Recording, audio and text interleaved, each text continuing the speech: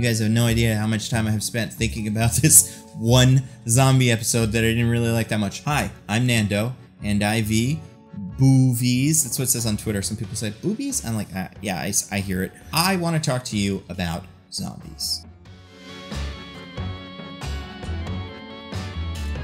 Man, I wish the Marvel Zombies episode was cool. I wish it felt like it really stood alone from the other episodes, and honestly, maybe more than any of the rest of the episodes of What If it did. But I just wish it was better. I don't even really know how to say that, because I'm not trying to say that I think it was terrible or that I think it ruined the series or anything like that. I do believe I've seen a lot of people on the internet saying that the What If Marvel Zombies episode was their least favorite, or one of their least favorite of the 8 episodes of What If, and you know, I have to agree, I didn't love it. Yes, the tone was wrong, but what about the tone didn't work? And this video is not just me tearing down What If Zombies or explaining why I think it ruined What If or anything like that. I think as a standalone episode of What If, it might be the one that works the best, because it really is just its own thing. I think that part of it is kind of nice, but I think there's something specific that What If Zombies does wrong. Something very interesting, and I'm honestly not quite sure how they got there. And I think if you look at some other zombie-related media, not necessarily the Marvel Zombies comic, but maybe another comic that's kind of similar, you can see how something like this is supposed to work, and the cracks in What If Zombies start to show. So I'm going to talk you through what Marvel Zombies is, what I think the issues with the What If show are, and what this other piece of zombie media that I think you can use as a framework for how to make the kind of What If Zombies show or movie that it seems like Marvel was going for. Because we do know that Mark Millar, writer of comics like Kick-Ass and Kingsman and Civil War, and also Ultimate Fantastic Four, where the zombies appeared for the first time. And in an interview recently, Mark Millar said that it seems like Marvel is developing some sort of other Marvel Zombies thing. So not the What If Zombies, but Marvel Zombies in maybe live action. Now, Ultimate Fantastic Four it's a little strange. Basically, Reed Richards, who is young and even more of like an impetuous jerk than in the usual comics, makes a portal device, and another Reed Richards is like, you should come to our universe, don't tell anybody. And he just goes, and he goes to this universe, and it's full of zombies, and the Reed Richards from that universe is like, whoa, you came to our universe, what a moron. And the zombies all fight and stuff, and there's a whole big fight between the Fantastic Four and Magneto, who is a good guy, he has not been zombified yet, and all of the Marvel Zombies. And at the end of the story, the Fantastic Four characters return to their universe, and then, you know, Magneto's just kind of left alone there, and we never really see the zombie characters again in Ultimate Fantastic Four. Now, fast forward a few years later, Robert Kirkman, the writer of The Walking Dead, and also Irredeemable Ant-Man, a comic I happen to like, got an opportunity to write a Marvel Zombies series. This series started right where that book left off. There have been several Marvel Zombies stories that take place in the same universe that have covered what happened before, and then what happened after that, because at the end of the first book, spoiler alert, they all eat up Galactus and go into space. So like, what happens, this universe is its own very weird universe that gets very weird very fast. I kind of like it for reasons that are different from why I would like the What If episode if it worked, because the biggest difference between Marvel Zombies and What If Zombies is in What If Zombies, the zombies are still superpowered, and like Iron Man is still a zombie, and like Doctor Strange is still a zombie,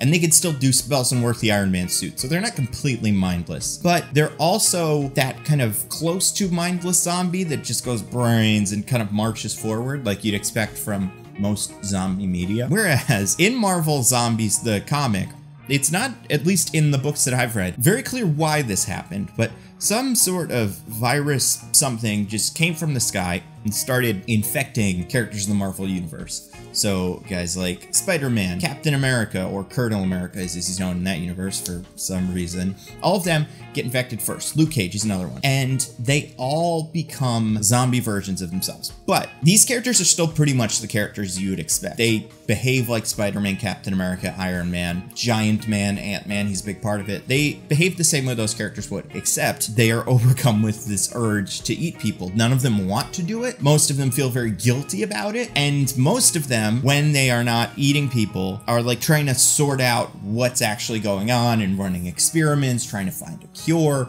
stuff like that. And that part of it is pretty unique because it's less like they're reanimated corpses and more like living people that are infected with this weird disease. So it feels very different from things like The Walking Dead, where the protagonists are the people. But in this, the protagonists are the zombies. There are other characters that are alive separate, but like a lot of the narrative follows the zombies just arguing with each other over food, trying to figure out how to get food. The idea is, what if the zombies were intelligent superhumans who also happened to have a, you know, all-consuming hunger that was driving most of their decisions. So it's more than just regular zombies. Fast forward 2021, what if zombies comes? And the zombies are very different. They are just shambling corpses. If that corpse had superpowers, it has them again, right? If it could do magic, it still knows how to do it, I assume. And, you know, you could still use the Infinity Gauntlet, I assume, like Thanos does at the end of the episode. You can also remove a head and before it's zombified and like preserve that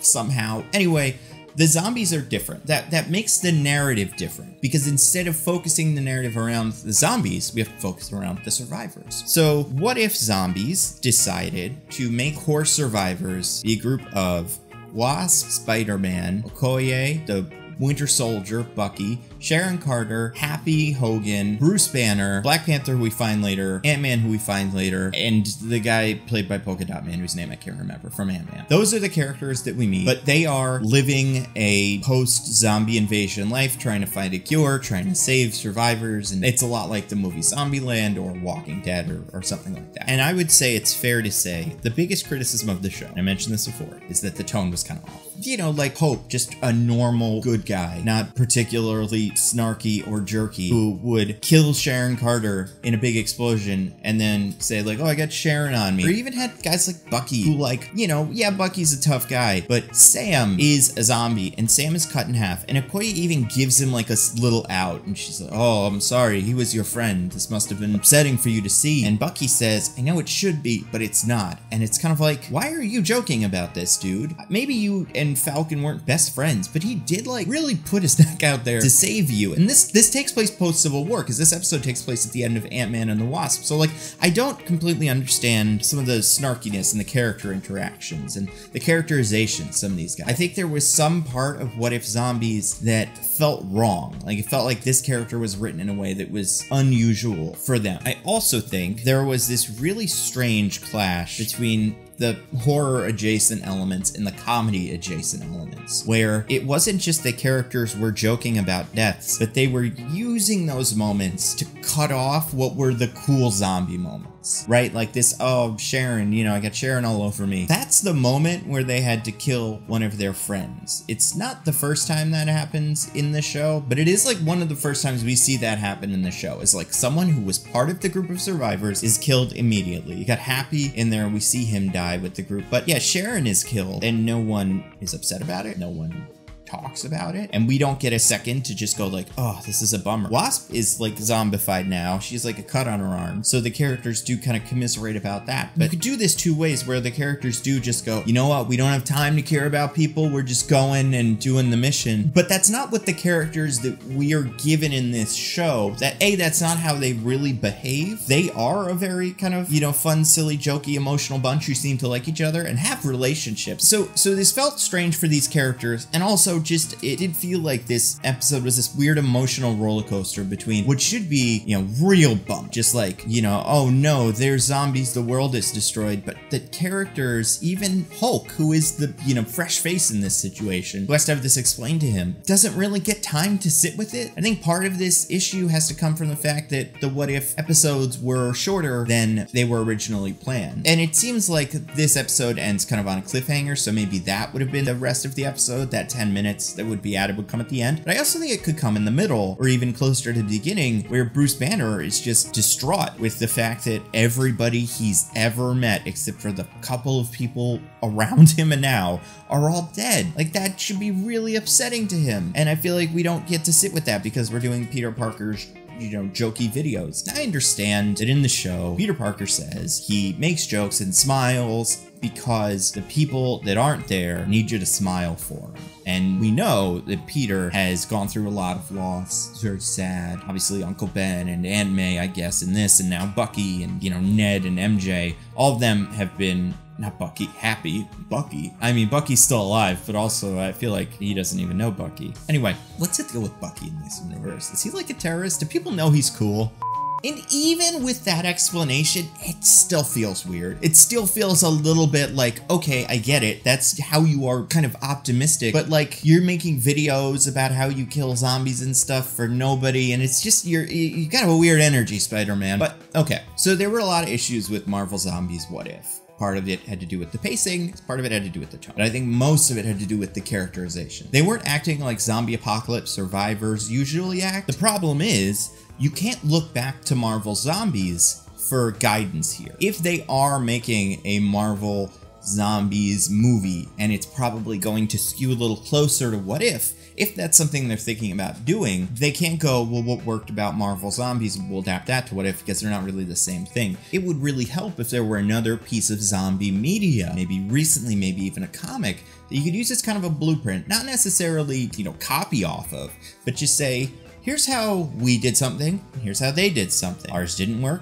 theirs worked. Maybe we can learn from this. Luckily, there is such a thing. It is Deceased, which is a name that I'm probably going to say a bunch of times, and I don't like saying Deceased Marvel, like DC's Marvel Zombie. See, I'm already doing it. Deceased was written by Tom Taylor, and it is a couple of series. So Tom Taylor wrote this story maybe like 2 or 3 years ago, and it was very similar, not to Marvel Zombies, but to what If Zombies ended up being, where, and I can't remember all of the details, but the anti-life equation, through Cyborg, I believe, broadcast itself out to the world. You know, if you were looking at a screen, you were infected, and also being bitten could infect you as well. So there were a bunch of survivors, and most of them were, you know, your main characters, your Supermans, your Batman. You also have some deaths, like Green Lantern dies, and then Black Canary takes over as Green Lantern. Like, that's, if you've ever seen that image, that's what that's from. And it's a really fun comic. It goes through a zombie scenario where the survivors have to deal with the fact that they don't know how to cure this thing, but also the planet is being overrun by these zombies, and every one of them that they lose is another one that the other team gains. If your Flash gets turned into a zombie, now there is a zombie Flash, and that's Deceased. There was a follow-up series called Deceased Dead Planet. The first run of Deceased was just what happens if there's a zombie outbreak, and it ends not like on a cliffhanger, but on like humanity will have hope. The second run, Deceased Dead Planet, is all the characters that survive getting together and trying to figure out a way to stop the zombie apocalypse, fight Trigon, who just happens to be there, and also deal with a group of survivors that are causing a problem. And those are those two comics. What Deceased does well is it gets a lot of the basics right. There's a lot of those like really sad kind of sacrificey moments where someone's like, I've been bitten, I have to go fly into the sun. I think it's very clever how that series deals with the fact that these characters not only will be, you know, turned into zombies if they're bitten, but also can't look at screens, so it makes it difficult to communicate. They have to get kind of creative. Also, I think the series has a great balance in terms of big scary moment, small personal moment, characters being sad because they had to kill someone they liked or someone they liked is dead. But I don't think those are what they should look for. I think if something like What If Zombies is going to work, it should be a lot like a series called Deceased Unkillables. So Deceased Unkillables takes place around the same time as the regular Deceased. And in that story, Red Hood, Cassandra Cain, Batwoman, and Commissioner Gordon meet up with a team of rogues who have been assembled by Vandal Savage, and they all try to save some kids who are stuck at a school and having a hard time surviving. It leads into Deceased Dead Planet, so it's like really right in the middle, but it's a much smaller story, and the way that it takes these villainous characters, like you've got Deathstroke, Deadshot, Solomon Grundy, Cheetah, Mirror Master, although he doesn't last super long, and Bane, and Ravager. I don't know if I said Ravager. You know, you've seen them in scenarios where they have to fight, you know, some super evil guy, but it's hard to see those characters in a scenario that really is the end of the world, like the world is over. We have to kind of get real. What does Bane want in that situation? What does Cheetah want in that situation?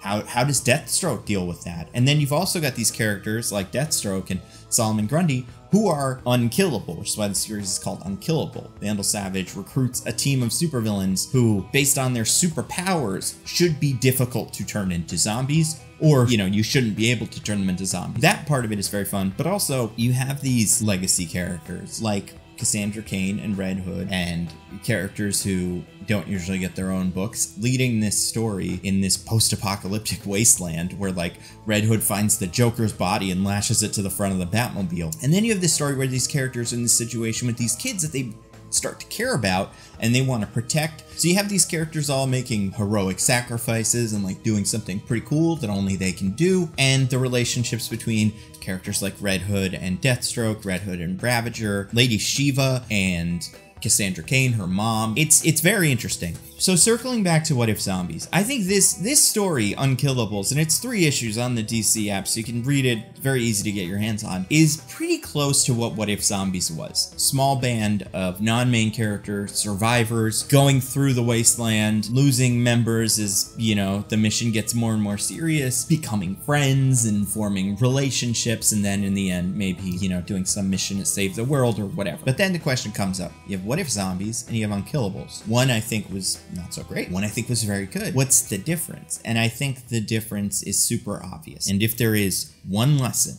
that Marvel learns before they make their What If Zombies movie or show or whatever, it should 100% be that the characters in Unkillables are the right characters for that situation, and the characters in What If are not. 2 reasons why. First one, let's talk about the characters that are in What If. I don't understand this team at all. I really, really don't. I don't think we need like a full backstory for how did this guy get here? How did this guy get here? But like, you know, Polka Dot Man from Ant-Man and the Wasp, he lives in San Francisco. Why is he in New York here? Why is he here at all? What skill does he have? What got him this far? I understand why we shouldn't want him to die, but like, why him? Why Happy? Why Wasp? Again, Wasp is another one who should be on the other side of the world. They also don't really have any powers that make them more unkillable than other characters. There are characters like Iron Man who are in a suit of impenetrable nano armor, and the zombies are able to get through that, but for some reason they haven't killed Sharon Carter yet, or they haven't killed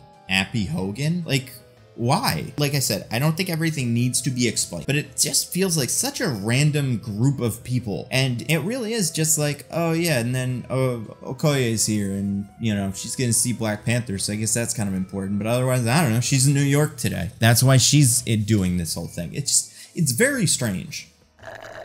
And then on the other side, so you've got What If Zombies, just random guys, and then you've got Unkillables, where the characters we are following are specifically characters who it is difficult for zombies to kill. That is why they have gotten together. That is why they have survived this long. But even beyond that, because Cassandra Cain, Red Hood, they are not Unkillables. They don't have, you know, super blood or anything like that, like, you know, the Creeper or Deathstroke do. They're just guys. But the one way that I think What If really missed the mark is that DCeased understood that a zombie story favors anti-heroes. And by anti-heroes, I don't mean villains, I just mean characters lacking traditional heroic traits. So I think Bucky being on the What If Zombies team is perfect, because he is a guy who, you know, he's kind of tough. He's had to scrap. He's had to survive. Besides having a metal arm, he'll also shoot guys if he has to. That's not, you know, upsetting to him. He won't like it, but he'll do it. Whereas you have characters like Captain America and maybe Falcon that are like, don't kill him, it's wrong. You have this situation that's going to start where zombies are showing up and breaking down the doors, right? You've got guys like Captain America that are probably going to try to save them, or to, you know, oh, I'm going to push you guys back so you can't kill me, but he's not gonna jump to murder. But then you've guys like Bucky, it's like, ooh, he would totally be like, whoop, zombie, killing, killing, killing. There's other characters like that in the Marvel Cinematic Universe. There are anti-heroes, and then there's straight up villains that would also, I would say, thrive in an environment like this. And the biggest problem for me here is Peter Parker. I think if we are talking about characters that should not survive a zombie apocalypse, one that has touched the whole world, it should be Peter. Because no character more than Peter should have a hard time making those difficult decisions that zombie movies and TV shows fill the whole story with, where it's just like, oh, that's a guy and he's dead. We can't save him. There should be characters that say, no, we'll keep him, we'll tie him up downstairs, it'll be fine. And then there are characters that say, no, we can't take that chance. Spider-Man's that first guy. Spider-Man's the one who's trying to save everybody. Spider-Man sees Mary Jane, who's got like a rotted, you know, mouth, and still tries to help her. Whereas there are other characters, like Bucky, who are more cool with being very pragmatic and doing what they have to survive. So let's say we had another shot at this, and maybe we will. But, you know, thought experiment. Let's say we're doing What If Zombies again, but make the protagonists villains. It fixes all of these problems. First of all, it makes sense why they're all still around. You can have Bucky be there, but also have Crossbones be there, and Claw, and Killmonger, and Zemo, you know, Wenwu, maybe Scourge, Vulture, and the Scavengers. All of them either formed a team because they understand that there's value in that, or just kind of bump into each other because they're all trying to survive around the same place. And this also fixes the tone issue, because when Yellow Jacket kills someone by exploding through their body, he would say, "Oh man, I got Sharon Carter on me," and everyone would laugh. And maybe some people would be like, "Shut up, jerk." But that's the kind of thing that a villain would say. That's not the kind of thing that a hero would say, but that's okay. That's how this works, right? Fill this story with villains, because then you get to see the villains. Maybe some of them turn good in this situation. Maybe we learn what Crossbones' deal is and why he is, you know, so mean and Hydra-y. Maybe he had some sort of, I don't know, tragic upbringing or something, and we can spend a little bit of time getting personal with him. Characters like the Vulture. What happens? What does the Vulture do when his whole family has been turned into zombies and he can't save them? Does he sacrifice himself for the greater good? Marvel Zombies does this well because Magneto is the protagonist in the zombieverse who is still a, you know, not a zombie, because he'll kill you if he has to. He doesn't care. He's not going to try to help everybody. He, besides the fact that he lives on an asteroid or whatever, he's just like, yeah, I'm a survivor. We need the characters in this that are survivors. And I'm very sorry, Happy Hogan, Jon Favreau, you are not the survivor of the Marvel Cinematic Universe. There are definitely other characters that would probably survive a little better than you would. It's also fun because these characters all have histories with heroes. So you get to see Crossbones kill Captain America, and like he could be excited about that, and maybe Bucky gets mad at him. You also have characters like Ghost, who are straight up anti-heroes. I think she's a good example of one of those. I tweeted to you guys, twitter.com/DanDovieMovies. Please follow, it helps my ego. Are there any plain old anti-heroes in the MCU besides Bucky? I got a lot of people that were saying the Guardians of the Galaxy. Yes, obviously, well, for reasons that should be pretty obvious. But Ghost is perfect for that. Have Ghost, you know, Bill Foster died and Ghost is trying to figure out maybe a cure. Maybe Ghost was able to trap Bill Foster in the quantum realm and he's kind of safe from this there. She could assemble this group of supervillains, or maybe Hydra connected, or people that S.H.I.E.L.D. knew about because she had connections with those organizations as well. And that's fun because all of these villains aren't the same guy. They all have different agendas. Some of them are Hydra, some don't like Hydra. Some of them are just regular people, some of them are superhuman. So if they all had to work together, the friction would be really fun. And it would be a good opportunity to maybe show some of them, you know, getting really dark, but also bring some of the humanity out of some of these characters. Zombies aren't my favorite thing in the world, but having read Marvel Zombies and Deceased, I think those are both really good books that do very different things. But the problem with What If Zombies is it's kind of playing with the ideas of Marvel Zombies a little bit, but the series that it should really be taking a lot of inspiration from is Deceased. And the biggest thing that Unkillables did right that What If Zombies didn't is Unkillables knew that the characters that you are following have to be kind of bad. Anyway, that's the video. Happy Halloween, everybody, if you're watching this on Halloween. As always, huge thanks to everybody who supports the channel on Patreon. You guys are amazing. I love you. Also, thank you to everybody who listens to my podcast, Mostly Nitpicking, where every week me and my friends DJ and Diggins pick apart a piece of pop culture by looking exclusively at the details. Wow, I did that fast. And follow me on Twitch, Instagram, TikTok, Twitter. I was streaming the Guardians of the Galaxy game the other day, so yeah, look at that. That was fun. You can watch me do that in the future because I'm not done. Have a good Halloween. Everybody stay safe.